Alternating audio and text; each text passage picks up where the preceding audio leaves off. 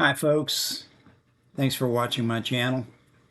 My name's Don, and today I want to talk a little bit about what it's like to still be bass fishing after the age of 70. Actually, in my case, after the age of 77. Uh, as many of you know, I've been fishing all my life. Started fishing probably when I was 4 or 5 years old. I don't even remember. Hell, I can't remember yesterday, let alone when I was 4 or 5. But anyway, I'm 77, and I still love to bass fish. I got to thinking about this subject the other day. I was actually getting my boat ready to take a trip, and I was thinking about all the things that are involved now with fishing that I used to take for granted. They used to be really easy. So I sat down one day and I started making a list. So as I talk through this video, I'm actually going to refer to some of my notes that are over here on my left. Um, but I want to talk about what bass fishing after the age of 70 is really like, at least for me, and probably will be for you as well. Um, but it's still worth it, and I still love to bass fish.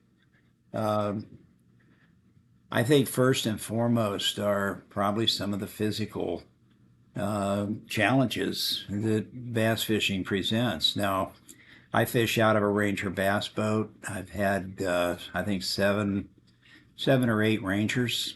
I've been fortunate enough to have that many over the last 20 or 30 years. I've had other boats. I've had skaters. I've had Procrafts going way back. I've had ebb tides and Aeroglass. But in my opinion, Ranger's still, I still think Ranger's the best brand out there. And that's the boat I'll probably have for at least for the rest of my life. And I've had different sizes. I've had the 19 footer, the 20, the 21, the 22. They're all great boats and they all offer different advantages. I've also had different size motors on them, everything from a 125 to my current boat that has a 250. And again, there's advantages to each of them. Um, but going back to what's it really like now that I'm 78? Well, it's a whole different ball game. I mean, I can remember the day where I would get up in the morning and at first light it'd still be dark out. I'd grab a cup of coffee and maybe a sandwich that I packed the night before, my wife packed for me, and I'd head out to the lake and I wouldn't come back until dark. Those days that were 12 and 14 hours, they weren't hard at all. Uh, and I had a blast. I mean, I caught lots of fish. And, again, I was up in Ohio at the time, but even after I came to Florida when I was in my early 40s, I was still able to get up early and stay late. It wasn't a challenge for me. Um, but in the last 10 years, it's become a challenge. Um, 2 years ago, I gave up. Uh, I had been a bass fishing guide for 20 plus years, and I actually gave up my guide business. I gave it up for a number of reasons. One, I wasn't fishing as much, and obviously, when you're not fishing as much, it's harder to know where to go, what to use. You want to make sure you can put your clients on the fish, and you know, I just I just wasn't fishing as much. And when I did go, it was starting to be more like work than fishing. Uh, in the early days of taking out guide folks on guide trips, um, it was fun. It was challenging. Being able to rig up the rods and retie when they break off and help them land a fish or put them on a big fish. Those were really incredible moments for me and memories that I'll have the rest of my life. But again, when it becomes work, it's just not worth doing. And Probably about 2, 3 years ago, it just started becoming, too much work. The other thing that I gave up as I got older was tournament fishing. Um, I fished tournaments starting way back in 1970. Back then, I thought nothing of jumping in the truck and uh, pulling my makeshift bass boat all around the country to fish big tournaments and take a chance at, winning what back then was some pretty good prize money. Uh, but I've fished tournaments off and on all my life, regional state tournaments as well as local and bass club tournaments. And tournaments they're a lot of fun. I love the competition. I did very well in many of them. Some of it I'm sure was luck. Some of it was just being in the right place at the right time. But it taught me a lot, and I learned a lot from having fished with guys that actually were better than I was. And over the years, I not only enjoyed fishing the tournaments, I enjoyed running them. I can't tell you how many bass clubs I've started and how many bass fishing tournaments that I've been involved with as the tournament director. So it was a bit of a challenge for me to give that up. But again, I gave it up about a year, 2 years ago because it just wasn't fun anymore. It was too much work. It was hard work. For those of you that see the glamour in fishing bass tournaments, stop and consider, these guys are generally getting up at 3:30, 4 o'clock in the morning, uh, probably not eating any breakfast. If they do, it's probably a donut or something they grab at the quick shop when they gas up in the morning, and then they drive maybe an hour to get to where they're going. They get there, they end up being in a long line of boats waiting to launch their rigs. And once the rig is launched, uh, quite often you end up sitting in the water for another 30 minutes or more, swatting mosquitoes and wishing you'd worn some warmer clothes, waiting for the kickoff, waiting for the time to take off. A lot of tournaments used to start at first light, but first light was kind of hard to define sometimes, and certainly some people's definition of first light was different than others. So for the most part, a lot of the tournaments now they just pick a time and they stay with that time, whether it's 6:30, 7 o'clock, 7:30, and if it's a big tournament, they'll have two or three different waves of boaters, maybe 7:15, 7:30, 7:45, and those same anglers then get to come in a little bit later because they started later. Anyway, going back to the subject of fishing at my age, uh, tournament fishing is fun, challenging, and if you're lucky, you can win some money. Uh, and if nothing else, you'll end up with a bunch of hardware that has absolutely no use. Years ago, I remember I took apart all my plaques and trophies, and I took all the leaping bass to one of the local uh, shops that make trophies and plaques, and then just gave them to them, thinking they may be able to reuse them because I just no longer have any use for them. I don't have any room for them.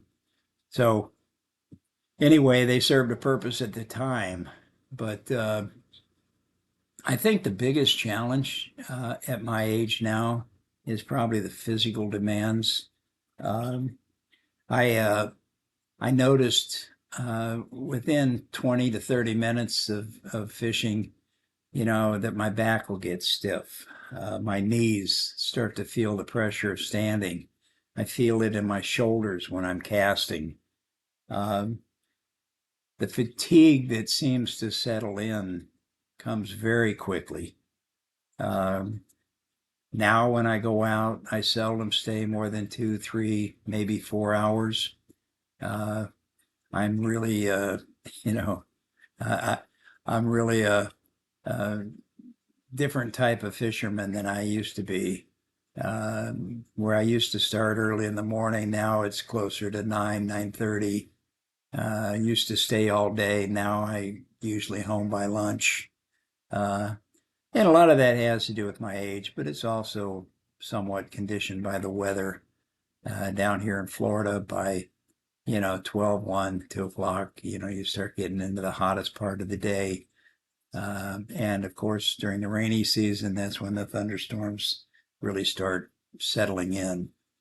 One thing I noticed, and again, this isn't the case for everyone, but for those of you who fish out of a bass boat like I do, standing is one of the biggest challenges that I faced with. Um, it's very easy to lose my balance now, and there's nothing I seem to be able to do about it. But it's dangerous. When you're in the front of a boat and you're standing and you lose your balance, it's not like just falling down in the boat. I mean, there's a good chance you're going to fall out of the boat.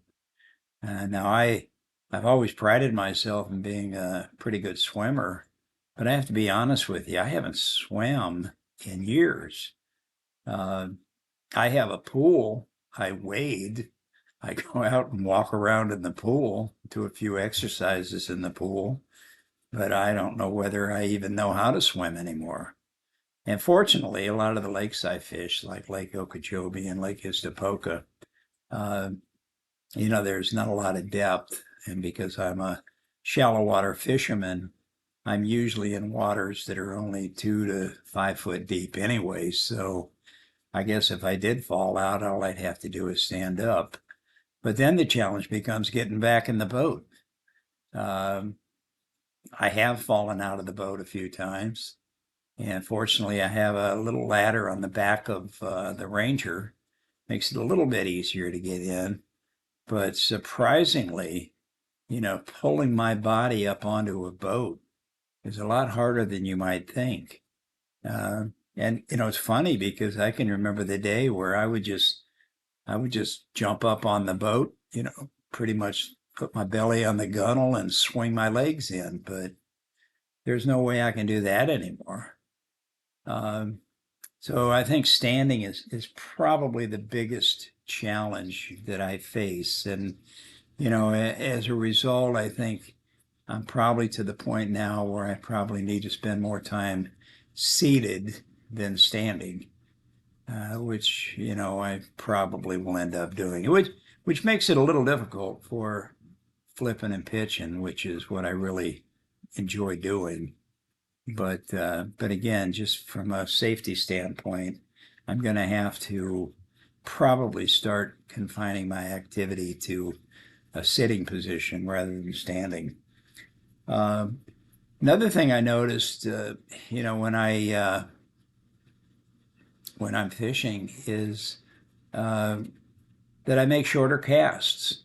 I used to be able to cast. My God, it seemed like I could cast a lure a mile, and now the casts I make are much shorter. And I'm not sure if it's because I'm physically less capable of casting farther, or it's just easier to make a shorter cast. But I find that I get the boat in a little bit closer and make it easier on myself. Um, I'm also a little more selective in the casts that I do make, um, as opposed to just casting in every direction and trying to hit every little spot. What a lot of fishermen refer to as surgical casting. I'm likely to pass up a couple of spots and just pick out what I think looks the best, and make a cast into that area. Uh, I think that the other thing that I've noticed is the hook set.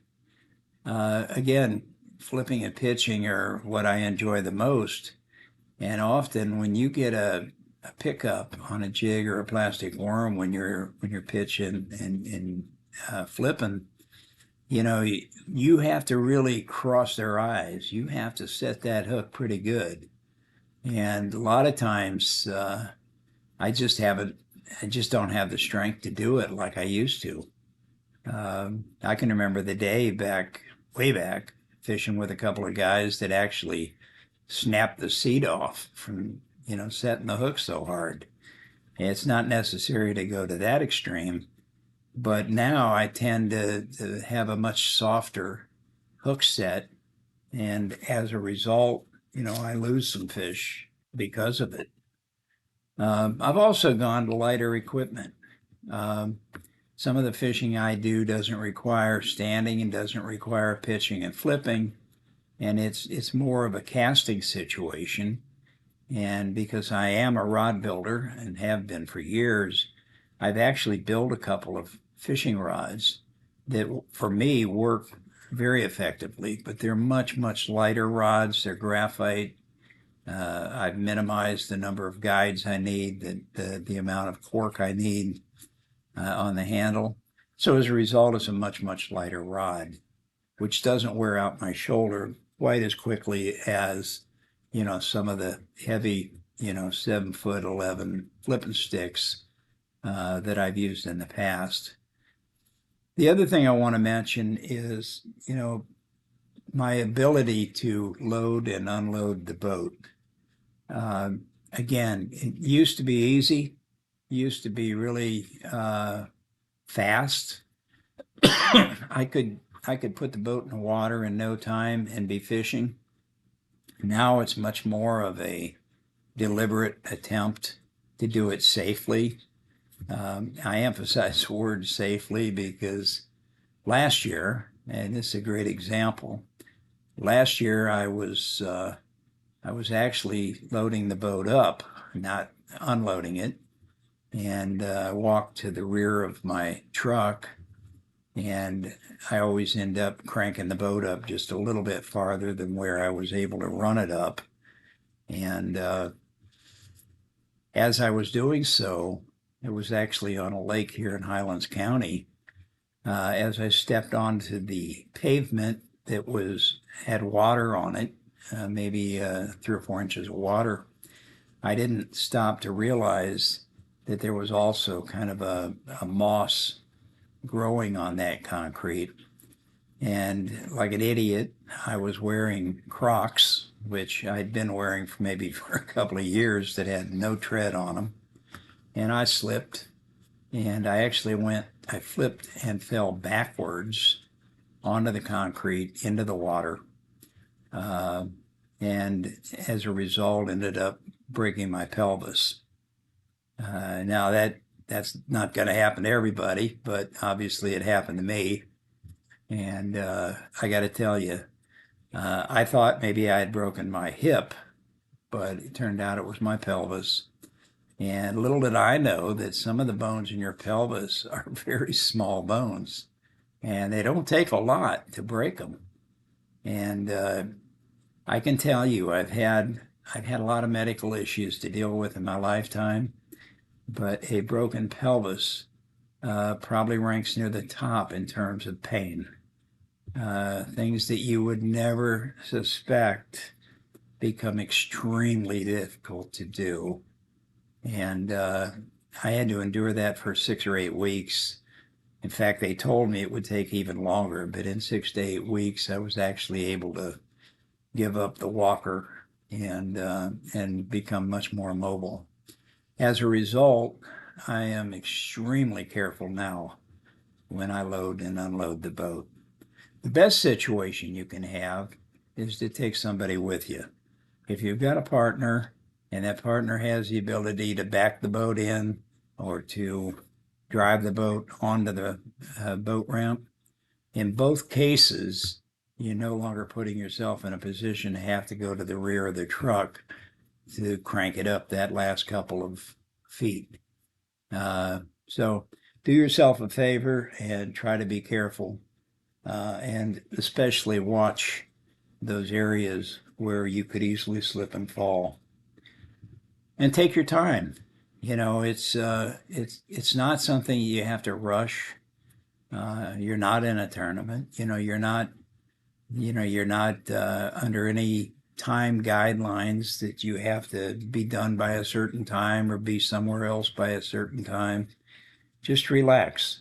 Um, I think one of the things that probably affects me the most, and it's age related, I'm sure, is I get very frustrated when my body won't do the things that it used to be able to do.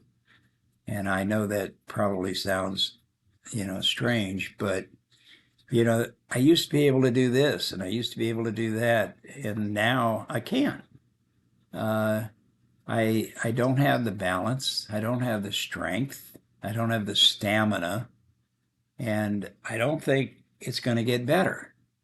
So it's important that you realize that, and for your own safety, that you take that into consideration when you go fishing.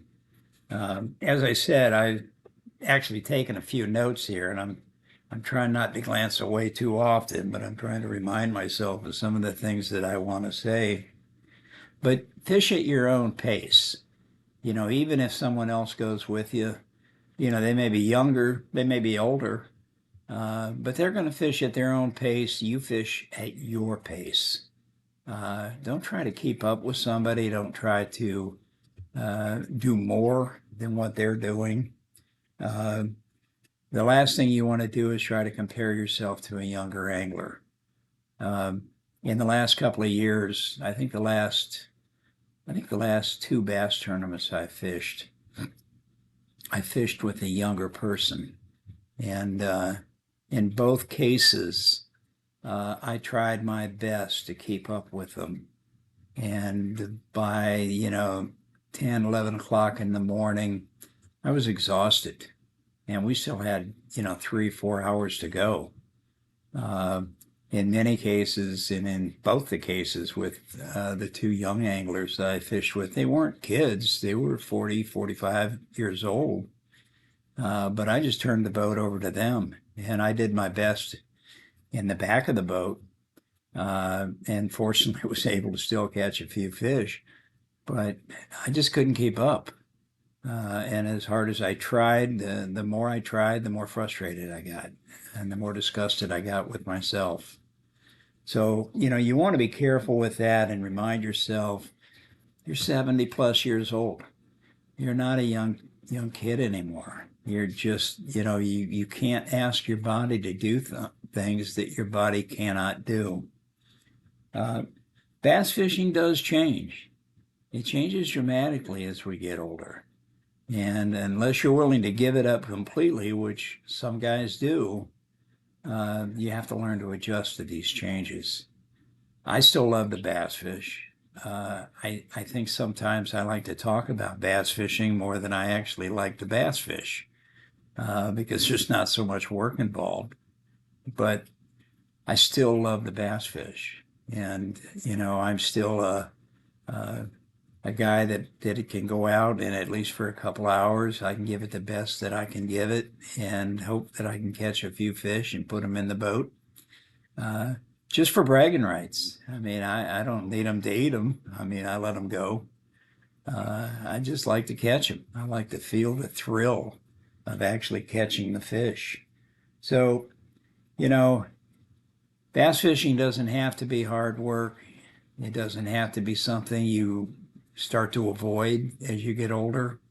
You just have to take the time to understand more clearly that you're not the same guy you were 20 years, 30 years, 40 years ago. There's a whole different way to approach it. And by all means, the most important thing is safety. I wonder all the time if, and I kid my wife, she always asks me now. She never used to, but she always asks me where I'm going. And I give her a hard time because I tell her that the only reason she's asking is she wants to know where they can go to look for the body. And, it's probably not that funny, but I've always figured that, when the time comes, and whether it's a heart attack or whatever it might be, that they'll find me, on the front of my Ranger with the rod still in my hand, maybe a bass still on the line, and that'd be to me that'd be a great way to go. But as I said, I'm 77 years old. I'd like to think I got a few more good years in me. Uh, I'm confident enough in the fact that I plan on doing a lot of fishing in the years ahead. Not only do I have my bass boat, but I actually went out a month ago and bought another boat. Uh, I bought a 17-foot tracker. And the reason behind that was that I wanted a smaller boat that I could bluegill and crappie fish out of. And I know there's plenty of you out there that will say, well, you can do all that with a bass boat. Well, you can. There's no question you can. But I figure eventually I'm going to sell the Ranger, and I want to have a good backup boat that I'm comfortable using for whatever years I have left with fishing. So, not all of us age the same way. There's a couple of guys on the pro circuit in their 70s. I know one in particular, Bernie Schultz, the friend of mine. Bernie's still, going at it strong. Rick Clone, I think he's still fishing tournaments. Rick's closer to my age, where I think Bernie's in his early 70s. But I give these guys a lot of credit. I mean, I know what they're going through, and I don't know why. Number one, I don't know why they're doing it. And number two, I wish them all the success in the world, because it's got to be tough. It's got to be tough because so many of the new bass fishermen coming up are 19, 20, 22. I mean, they're young kids. And to make an attempt to try to keep up with them has got to be brutal. But anyway, I'm fortunate, I guess, in many ways, and it's important to count our blessings. I'm fortunate that I am 77 and still able to go fishing. A lot of my friends, and even my brother, never made it this far. So you have to be thankful for what you have, and I am. And all I can say is enjoy yourself, get out there and do some fishing. Down here in Florida, it's winter time now. We've got some really good weather. Although I see in the 7-day forecast, we're looking at another cold spell to kick in. But even our cold spells down here are nothing compared to what you go through up north. And every day is a good day to go fishing. So thanks for tuning in. I hope you'll hit that like button, and I hope you'll subscribe to my channel. I have plenty of things I plan on talking about in the future. And by all means, if you have any comments, particularly if you're an old guy like me and you've faced some of the challenges I've mentioned, put a few comments down there. Some of our younger readers our listeners might enjoy reading them. So thanks again for tuning in, and I wish you all a great day.